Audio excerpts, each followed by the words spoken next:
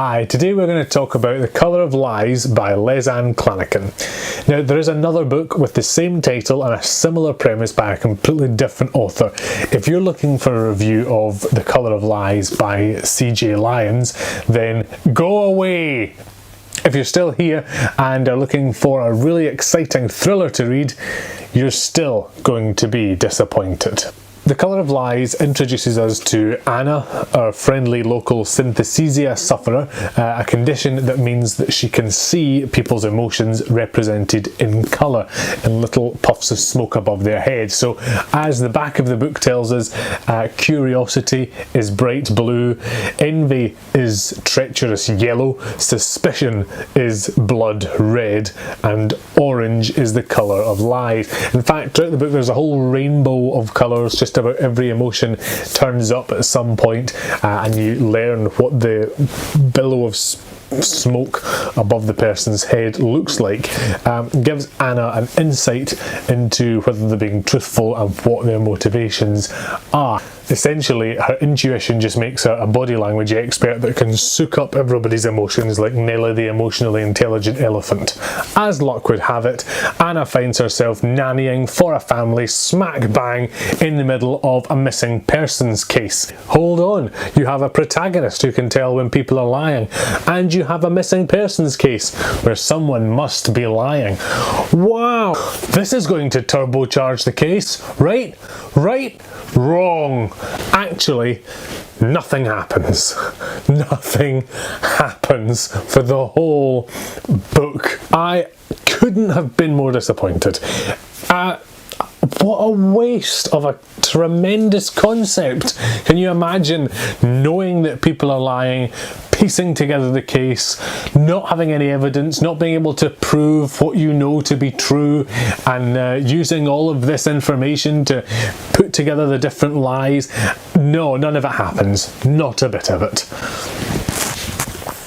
So what does happen actually is Anna finds herself staying with this three-person family. You have Gabriel the dad, Susie the mum, and Daniel the little boy. Susie is stay-at-home mum to a boy that spends half his life at school and doesn't really think she needs a childminder on site.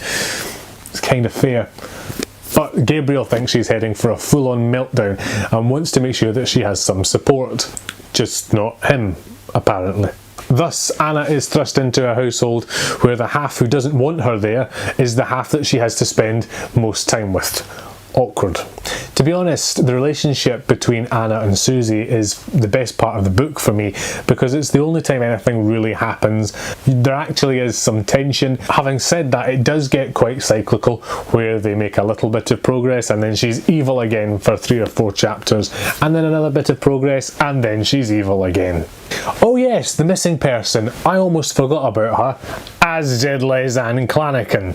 Lily is the niece of Gabriel and Susie, and she's been missing for a number of months. I can't actually remember if her parents are dead or just completely indifferent to the fact that their child is a missing person.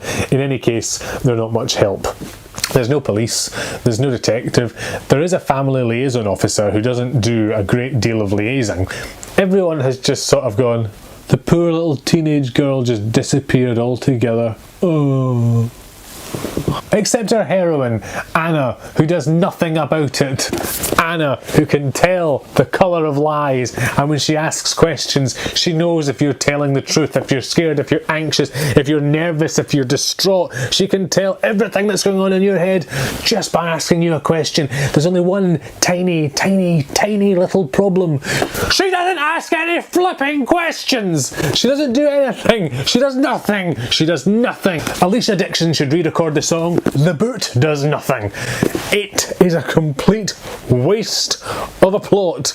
Not only is it a missing person that no one cares about, but we're inside the head of a relative stranger who has even less of a stake in finding Lily. So, not a good start. When she's not helping find Lily, Anna is deciding to fall in love with Gabriel, not the first married man that she's fallen for.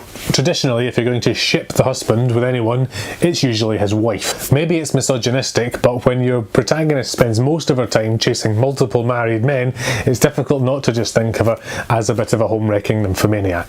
In any case, it certainly doesn't endear you towards this walking, talking catastrophe. I think the most annoying thing about The Colour of Lies is that it doesn't even bother to be truly awful.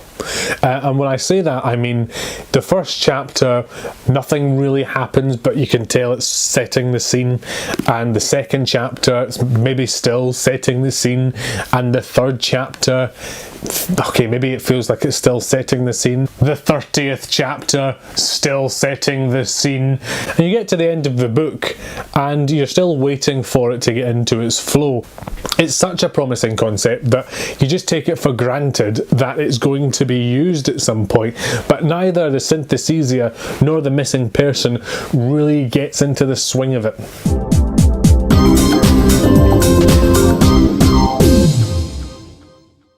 I said before that Susie is fairly interesting, and she is by virtue of being nuts, but everybody else is just meh. Anna, meh. Gabriel, meh. Anna's sister Billy, meh. Daniel, the little boy, meh. Everybody, meh. The whole book is just meh.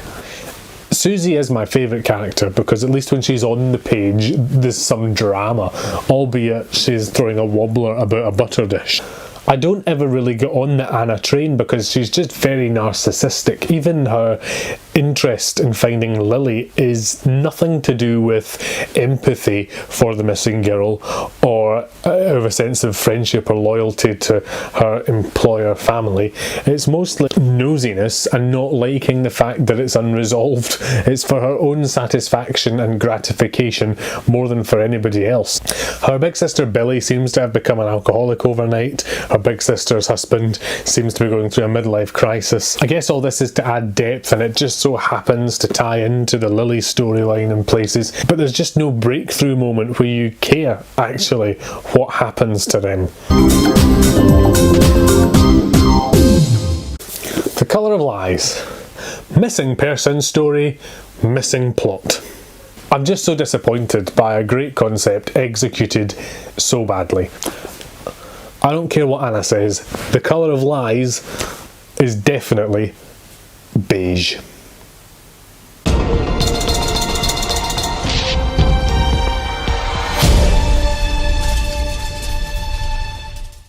If you've read it and you enjoyed it, then please comment below and tell me what I'm missing. And if you read the C.J. Lyons book of the same name but without a U, because this is British and that one's American, then tell me, is it better? Should I give the concept another whirl? Is it handled better by another writer? Until the next video, bon voyage.